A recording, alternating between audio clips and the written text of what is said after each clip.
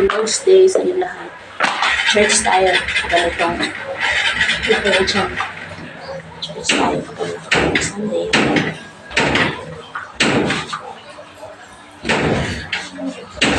Thank you sa aking bag na binana ko. Thank you so much. Thank you sa inyo lahat. Ang linggo ay bibigay natin para kay Lord. Ang worship namin ay 8:30. Makakauwi kami guys mga 12. Tricycle dala namin guys. Tricycle namin walang ligo-ligo. Yan eh. Puro alikabok. Dilinis ko na to. Puro alikabok. Kasi namin puro alikabok. Walang ligo-ligo. Yan.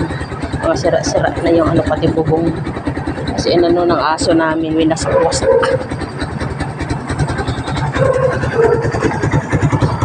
Asa lang siya yun.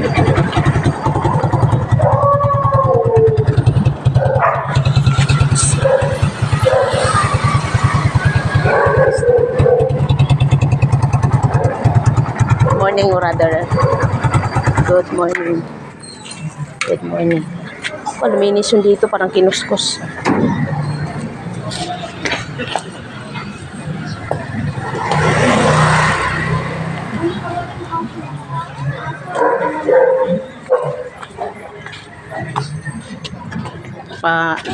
Ayan sa lahat, lumalang na langit at lupa, at kay Jesucristo na anak na butong niya, Panginoon natin sa iwaga ng Espiritu Santo, ipinanganak ni Virgen Maria, nagdanda mahirap sa katulan ni Poncio Pilato.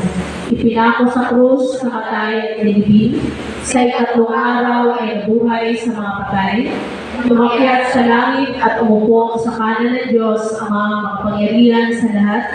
Doon nagmumula upang pumarito, upang humukom sa mga buhay at sa mga patay. Sinasampalatayanan ko ang Espiritu Santo, ang banal na iglesyang laganap, ang pagkakaisa ng mga banal, ang kapatawaran ng mga kasalanan, ang kabuhayan ng katawan at ang buhay na walang hanggan. Siya nawa. Amen. Manatili po tayo sa ating opening prayer.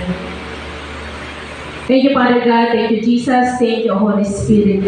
Ama, nasa langit, patuloy po kami, Panginoon, humihingi ng inyong awat habag. Patuloy niyo po pakalinisin ang aming mga puso. Patawarin niyo kami, Lord, sa lahat ng mga pagkukulang namin sa inyo. Sa oras na ito, Panginoon, patuloy niyo po kaming kahabagan. Pangunahan niyo po ang bawat sa amin. Buksan niyo po ang aming espiritual na pagkaunawa, Lord God. Ano man yung mensahe sa oras na ito, Panginoon, buksan niyo po ang aming puso. Patuloy po kayo magpahayag sa bawat isa sa amin sa oras na ito. Tunay nga, Lord, ang inyong banal na salita ay siya nagpapagaling ng aming physical maging sa aming spiritual, Panginoon. Ang inyong banal na salita ay siya nagbibigay ng kapayapaan, nagbabago ng aming isip at ng aming puso. Sa oras na ito, Lord, nawa pagpalain niyo po ang inyong mabuting balita na hindi masayang, kundi ito po ay maitanim sa aming mga puso, Panginoon. Pagpalain niyo po ang inyong lingkod na inyong gagamitin sa oras na ito, Ama. Patuloy niyo po ibuhos sa Kanya ang inyong kapangyarihan na maipahayag niyo po ito ng buong linaw at nararapat, Panginoon. Maraming pong salamat, Lord. Kaya lahat ng ito sa iyo po namin dinadalangin, itinataas, na may pagpapakumbaba, pasasalamat sa pangalan ni Jesucristo na aming Diyos at aming tagapagligtas. Amen. Amen.